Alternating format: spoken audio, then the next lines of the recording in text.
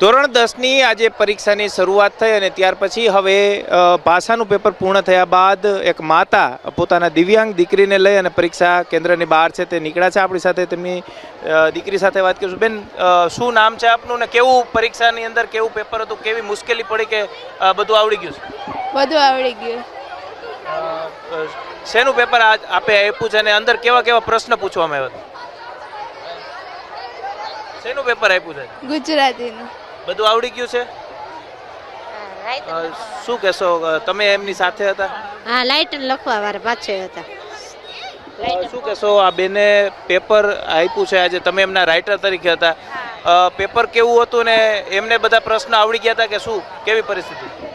Paper તો સારું હતું, કાંઈ અઘરું નહોતું એટલું બધું. એમને પણ પ્રશ્ન આવડી ગયા હતા. ખાસ અભ્યાસક્રમ બહારના બધા પ્રશ્નો હતા કે પ્રશ્નની અંદર પેપરની અંદર કેવા કેવા પ્રશ્ન પૂછવામાં આવ્યા હતા?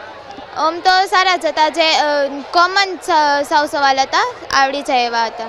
નંદન, આજે શેનું પેપર હતું ને કેવું પેપર રહ્યું? ગુજરાતીનું હતું, ઓમ સહેલું હતું. બેન રેજો બેન. સહેલું હતું. બરોબર. અને પેપરમાં શું શું પૂછવામાં આવ્યું છે? ઘણું બધું હતું ને ઓમ સહેલું હતું, સહેલા ટોપિક હતા. બધાય કહેતા હતા આ વખતે અઘરું હોય છે, પણ ઓમ મારા મત પ્રમાણે સહેલું હતું.